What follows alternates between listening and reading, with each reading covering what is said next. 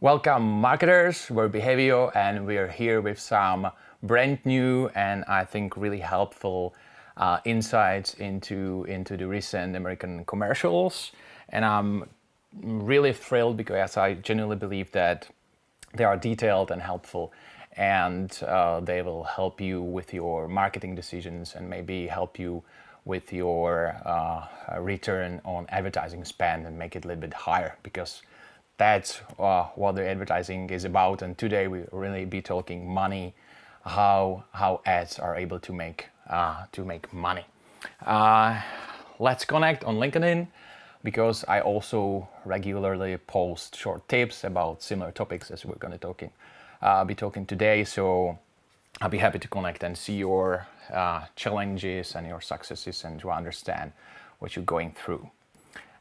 Today, as we announced, we're going mainly to be talking about concrete US campaigns, which we have decoded by many behavioral metrics, and we're going to be showing what makes them work and what not. But first, for a short, and I promise really short time, we're going to be talking a little bit about the theory, about advertising effectiveness and behavioral science, because there's been a massive progress in the last 1 or 2 decades, and it's really important to know the key principles, and that's for the beginning.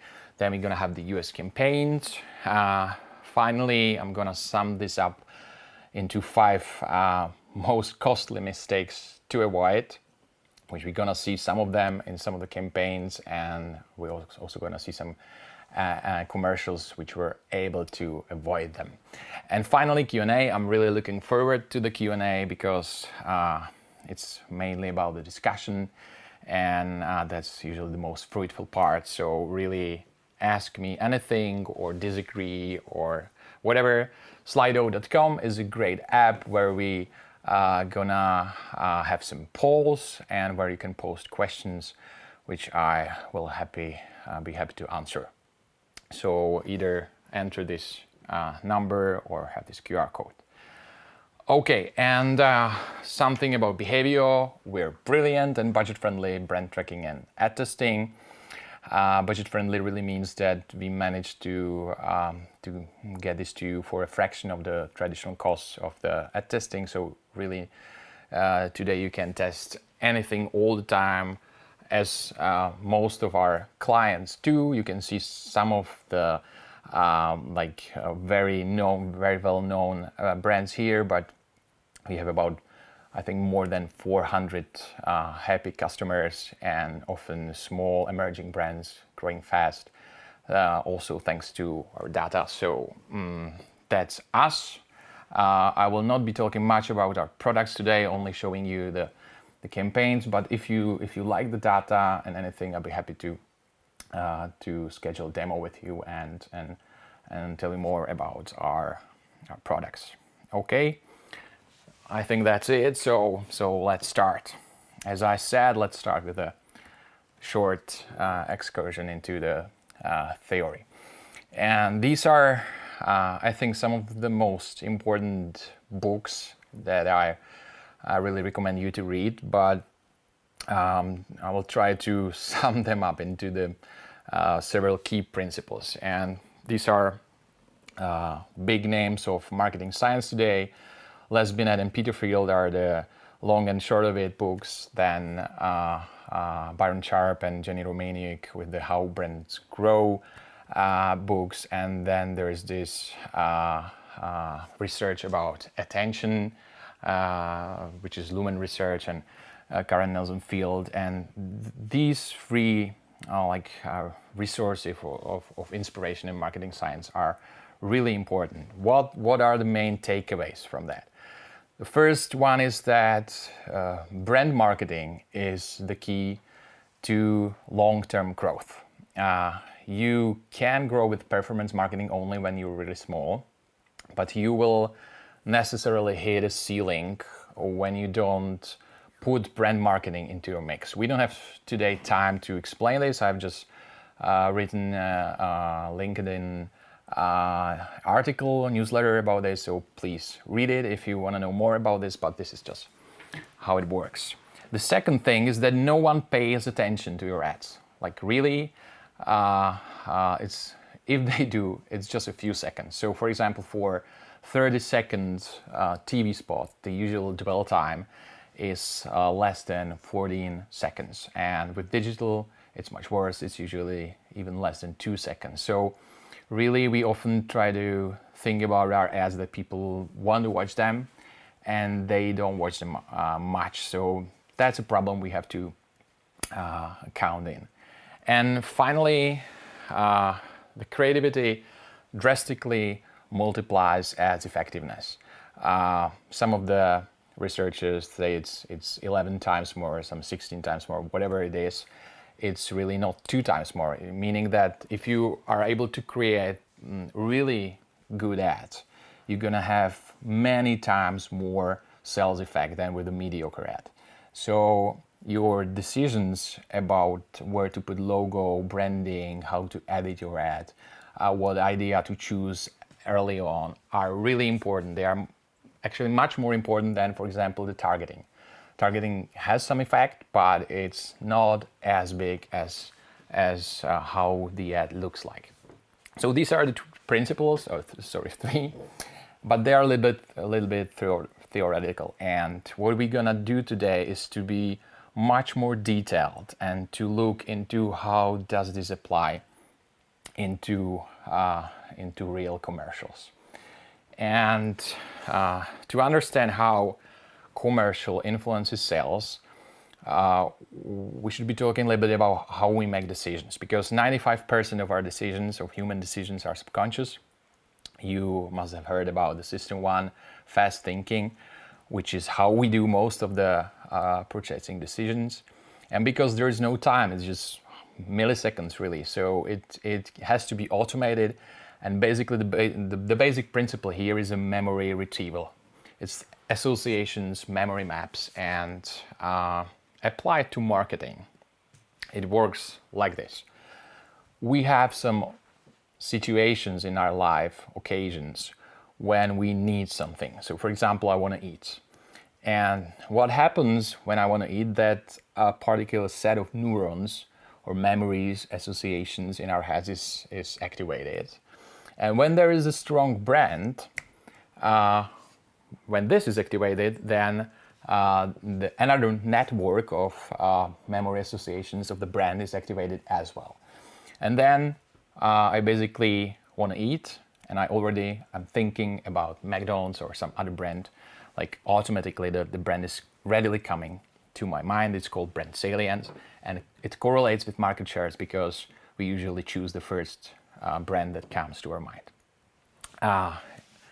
It's a little bit more complicated if you look into it, and the path from occasion to the brand is often having some other memory structures like benefits, so I want to easily, affordably.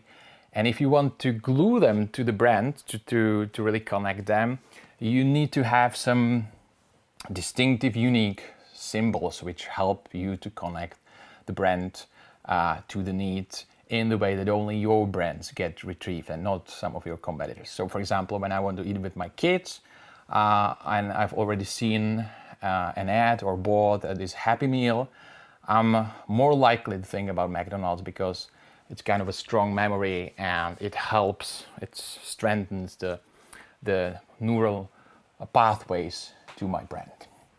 How are these paths made? And there's this basic rule in neuroscience that neurons that fire together wire together, meaning that you create the connections by simply having the 2 things at the same time together regularly. It's how we learn language. Yeah, when mother repeatedly while breastfeeding says milk, the baby learns the connection, and it's so hardwired into our brains that it has really some crazy things, like with weather presenters in America, where in the rainy states they really are subject to the hate speech, even when you cannot blame them for the bad weather. It just works like that. So this principle is really strong. Back to the back to the brand memory network. You can see that we have the left part is like the need and the brand, and we want to connect them together. So basically, the ad would work if you only were showing people wanting to eat at McDonald's a little bit. But then there is emotion. And there's a lot of talk about emotion today in advertising, but it's a little bit understood.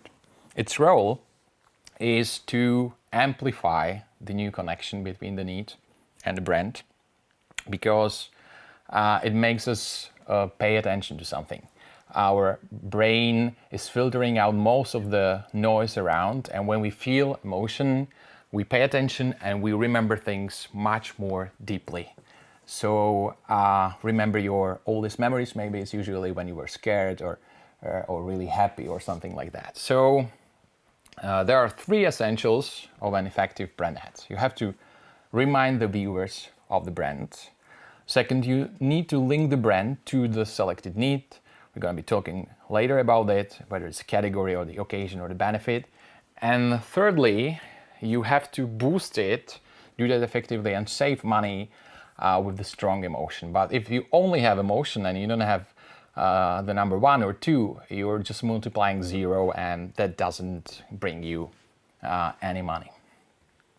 And that's it. That was for the broadcasting. And now we'll be a little bit more interactive. So I have a first commercial for you. So please get into the Slido where we're going to have the poll.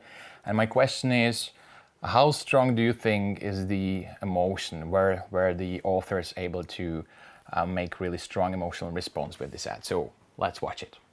Victor, why are you still living with odors? Get back in there and freshen instantly with new Febreze Air Mist. That's right, Febreze now has a new, finer mist that floats in the air longer and quickly fills the room to fight even your toughest odors. Leftover fried fish funk? Instant freshness. Gaming teen odors? Instant freshness. Spray new Febreze Air Mist to keep your home smelling fresh and clean. So, how strong is the emotion? What do you think? I'm gonna be voting myself. I'm already in a Slido, as you are. So, what I'm gonna rate? I actually think I was a little bit disturbed by all these stinky things and the toilet at the beginning. So I don't think it's really great. Okay, we already have someone be waiting for a while. There should be, I think there's like 50 of us on the stream now, so I think we should be waiting for a little bit more, at least 10 people.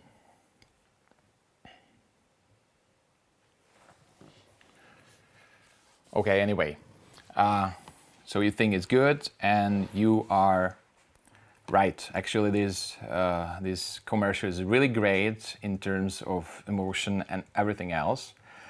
Let's look at the emotion in more detail. It's better than 93 ads, 93% of ads that we have in our benchmark databases, where are ads that were recently streamed in the US in the last half a year. And as you can see, it's quite above the average. And yeah, most of the people really love the ads, and the people who are like me and who are feeling a little bit disturbed are just a few person. You can also read what people think about the ad here. Yeah, they can really relate to it, and yeah, people who are disturbed are really a minority here. Here, because I can also show you the app, you can see the word clouds that are during the time, so you can really see that people thought that the beginning was funny, and yeah, there are not much of the peaks in the negative emotion. So that's for emotion. Then let's look at the branding briefly.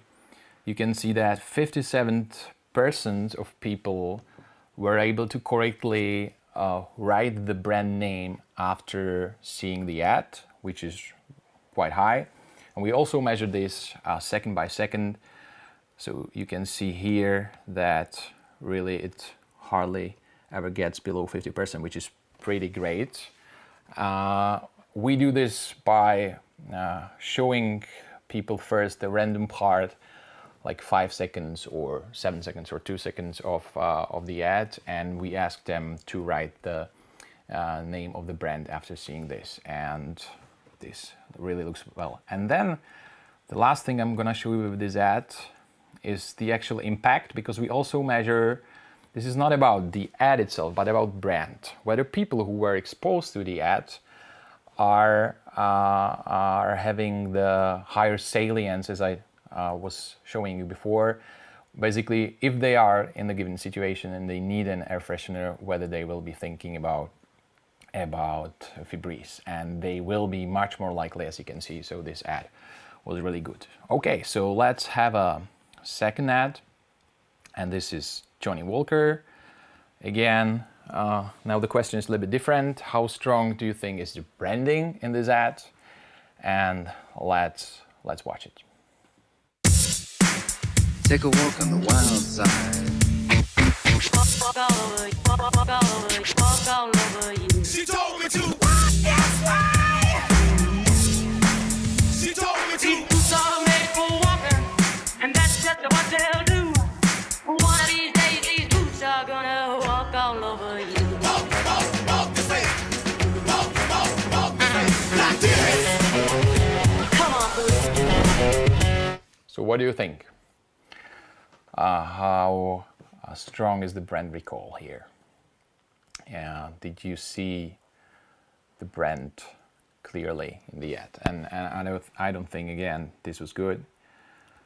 I'm gonna vote for this, and we already have some votes here.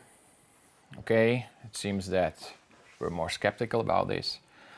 And you can go on with the voting.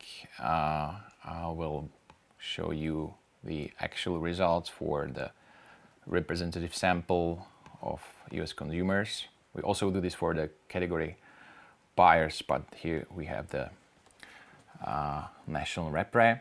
And as you can see, yeah, you were right, it's not good. The branding is really low, meaning that only 20% of people who saw the ad actually were able to say that it's correctly that it's for Johnny Walker.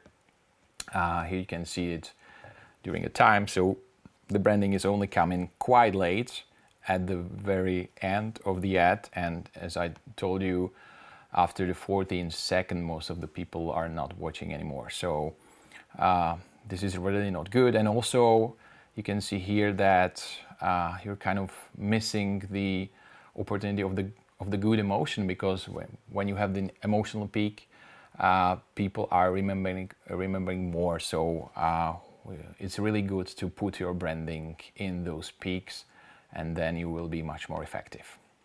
Okay, let's go back into our presentation, and I'll be showing you some more ads, but I'd like to structure it with these three things. So first, the branding, how to get it right. Here I have some data that we actually measured. What we did is that we took a bunch of logos of different brands, and we show them to the people randomly, some of them for 1 second, some of them for 4 seconds.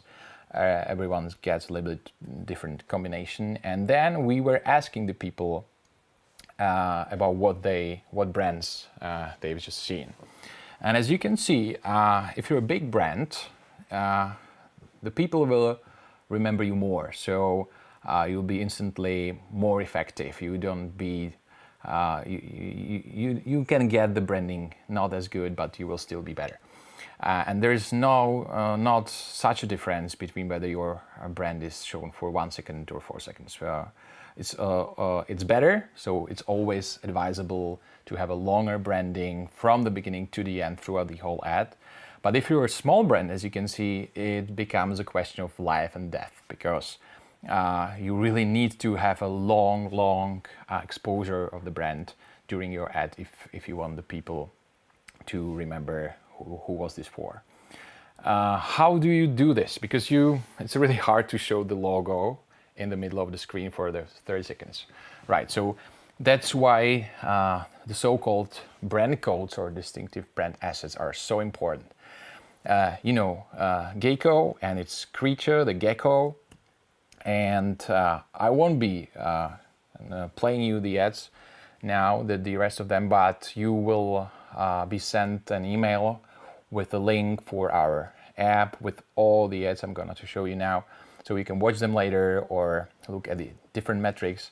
But this ad basically was this creature talking with our people, so it hardly left the screen. And as you can see, it's pretty cool how good they are in the brand recall throughout the whole ad. It's much over, sometimes it's even 80% or more. So it's really great compared to the United Airlines commercial, where they only introduce the brand at the second half, and still it's less than 40% of people. Yes, it's because the logo is really subtle there, and then even more subtle cue a little bit before with the plane in the background. So that's really not enough, even for the big brand like United Airlines. So really brand a lot. And of course, those brand codes, they are not just born overnight.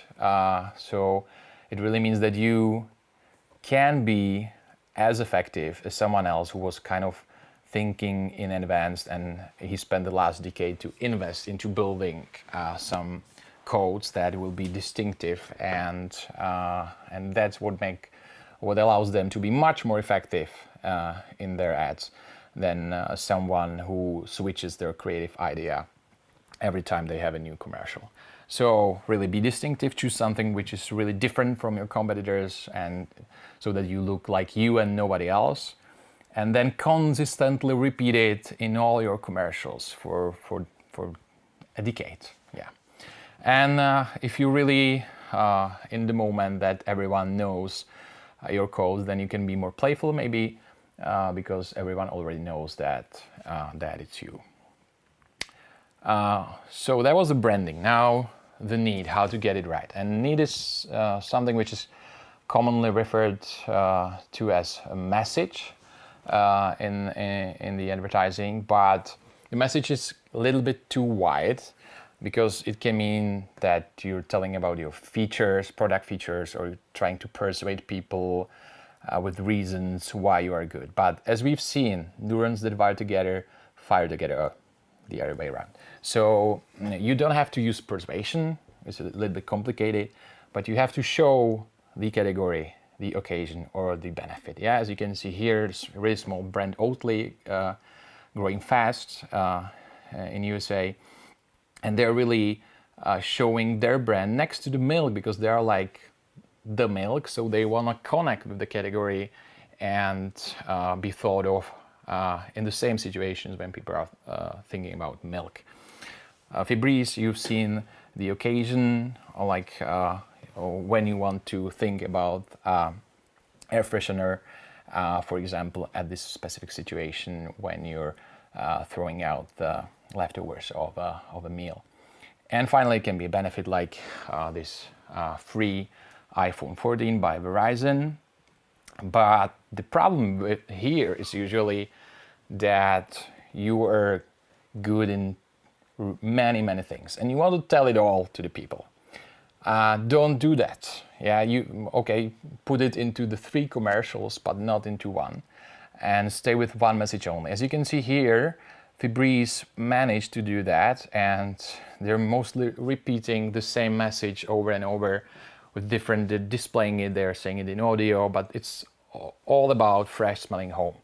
While with Verizon, well, they did the good work. It was not a really bad example, but they kind of messed it up with different messages like their awesome network, even before they were telling about the free phone, and some spring savings event. And that made, as you can see with other metrics, that made the effect a little bit lower. Yeah, they paid a lot for that. They had a high reach, but they still were average into the brand live, so that the ad viewers, only few of them had the stronger connection with between Verizon and Freephone than the non-viewers. And as you can see at the emotion, this was really the thing. People were really happy about that, but they only showed it at the very end of the ad. So it was kind of a little bit missed opportunity not to focus only on at this free phone. And finally, emotion, how to amplify the ads effect. And here I'm gonna show you something which I really like. This is Google's or YouTube ABCD framework, and they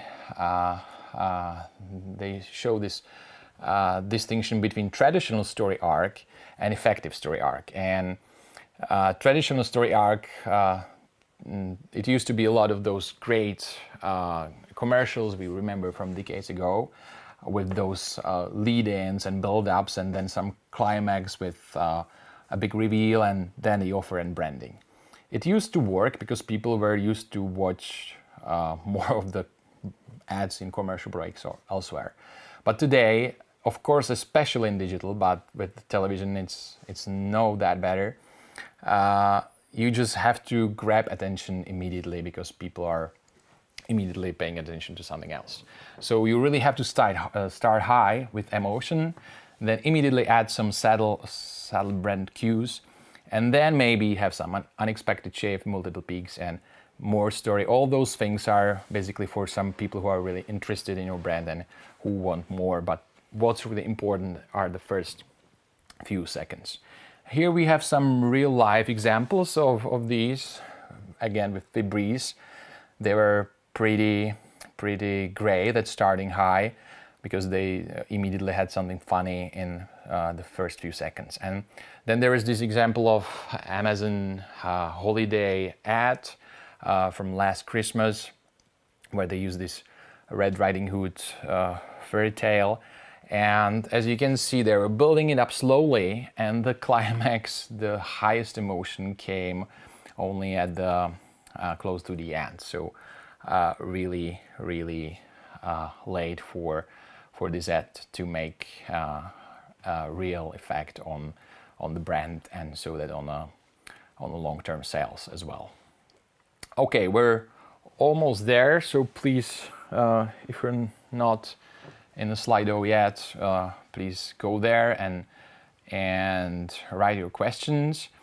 I promised the 5 most costly ad mistakes. We've been talking about most of them, but it's always good to have them together. So the single most costly mistake is delayed branding. Yeah, so brand in the first 2 seconds in the ads for mobile and first 5 seconds in TV ads. The second mistake is no repetition of brand codes. Always adding something completely new to the next ad, changing the creative concept so that people can tell the brand from what they learned in previous ads. Third one is more than one message. Fourth one, different peaks for emotion and brand, not utilizing the amplifying effect of emotion. And fifth one is that if you're a small brand, especially, you really should not be only talking about the benefits. Many times people just need to know that what category you are in and when they should think about you. So really don't think that category is something really basic people don't know. So display your category. And you've seen Febreze, they're a pretty big brand and still showing the occasion and category what they're in. So that's it. And before we jump into your questions, just shortly reminding you that what we did here, we also can do for you. It's really affordable, and we can do A/B testing. We do really big samples so that you can see the details in the different target groups. You get fast results, and you can test really whatever you need starting with early ideas and creative concepts, storyboards, draft videos, key visuals, print, outdoor, basically anything. So that's it for today, and let's look at your questions. On which target audience are ads tested?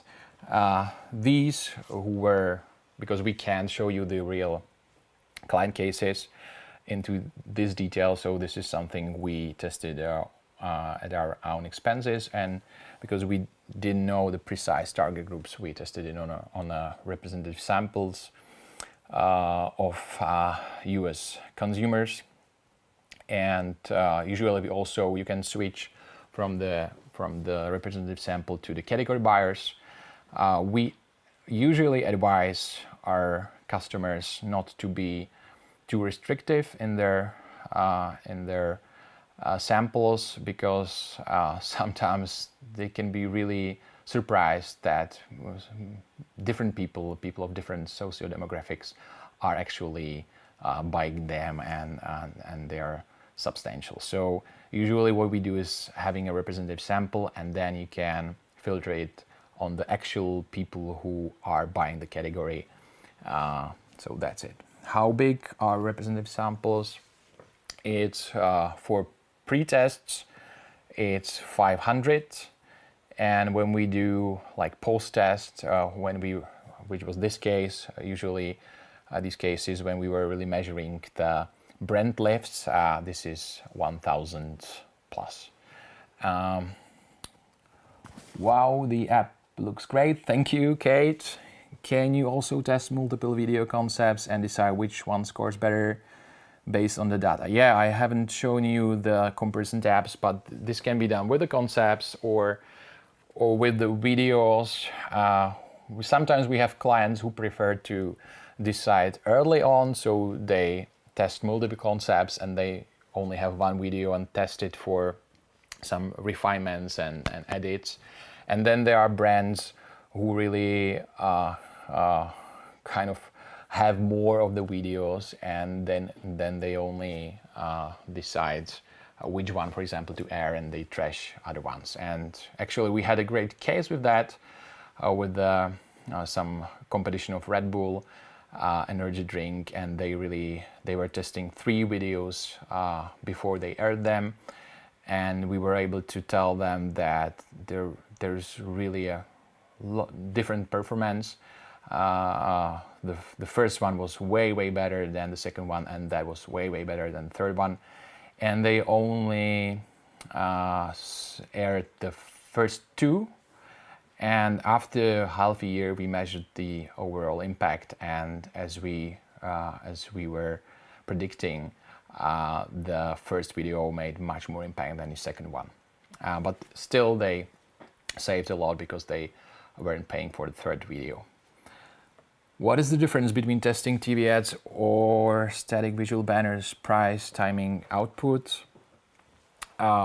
There's no difference in timing, in price, and of course the output. We can put the second by second curves into the static visuals, but everything else is the same. You can also have the verbatims, the quotations of the real respondents, and things like that. So so far our customers were quite happy with the detail they did. And what we actually do is, we don't want, because creative people especially are sometimes thinking that the research is against creativity.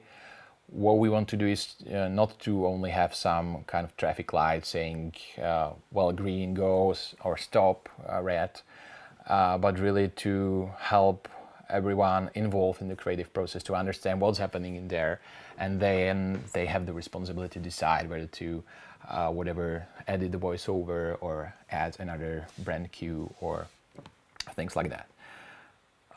Do you use AI? Not for this, actually, because well, we have some, of course, machine learnings, for example, when where we are coding the open questions with, but this actually is helpful so far without AI. So we believe we're focusing all our development efforts into making these methods and metrics really robust and informative and good. But of course, in the future, we'll be looking into that as well. Is it effective to talk about pricing in commercials? Oh, I'm sorry, that would be a question for a whole new webinar. Of course, if the price is great benefit, this really needs strategic research, which we also do apart from this like apps. And then you really have to understand the market, the positioning, whether the price should be the way that you want to communicate. And then all I said about the need applies for that. So you want to kind of make the commercial about the affordable price that you are better in than your competitors. How about Canada? Well, actually, we are able to do this almost in any country, because in some countries we have our like restaurant panels, but we also have partners all around the world, which we really tested whether they have great respondent samples. It's only problem with maybe we don't have the benchmarks there, but we can use the US benchmarks. And as you've seen, there's a lot of details, and often the ad testing so far was really about benchmarks, because the metrics themselves didn't say much. So it was about, are we better than those or those? Well, we are really trying to get you something useful, and that's not about the benchmarks, but about where the brand is missing and where is the emotional peak. So this all works well, and we can definitely do that in Canada, and we like to do that because Canada is a great country, and I like to travel there and sell it to you. How about time of ad length? Do you have time limits? What is the ideal length of the ad? Well, we don't have limits, but yeah, if you had a 3-minute ads, because there are some like on YouTube, that would be really costly, and we would prefer not to do that. So we usually test ads that are really for mobiles and digital, which it's 6 seconds or 15 seconds, and then 30 seconds or 1 minute for TV ads. What is the ideal length of the ad? Well, again, I don't have the data to show you. I would prefer shorter formats. I think if you are doing a TV campaign, you can start maybe with the 30-second ad, but as you've seen, the better ratio is with the 15-second ad. So if you're really able to put everything into the shorter format, it's, I think, better ROI. And often, actually, what companies do when they test with us is that they have a 30-second spot, and they are able to shorten it using our data, because they see what jokes were working, where's the branding strong, and what are the little parts they can cut off. So yeah, that's it for today. So thank you very much. Thank you for your questions. Please feel free to contact me and ask more, or as I've said, I'd be really happy to show you our products in a much higher detail. And that's it. So have a great day. There's some more questions. Okay, one last question. I think we still have some time. Is this kind of testing suitable for both small and big brands? Thank you. Hello, Anonymous. It is suitable for small and big brands. Actually, I think our kind of unique maybe added value is that we really are having a lot of smaller brands. It's not for the, if you're really starting and you're a startup, it's perhaps not for you. But if you are a B2C company who has just grown a little bit bigger and you're like an e-shop and you're starting with your brand marketing and you're maybe just 5% of the target population knows you, then we're here to help you. And actually, because the marketing scientists, which I was telling you at the beginning, are often having data from the biggest brands. And some things work a little bit different for small and big brands. And we are working with a lot of those, not smallest, but smaller brands, which are growing fast thanks to the great brand marketing they're doing. And we were really optimizing this for them as well. So I think we can help you a lot. So that's it. And of course, it's for big brands. So once again, have a great day and see you soon. We're going to have some other great live events soon, I think September or something like that. So let's meet there.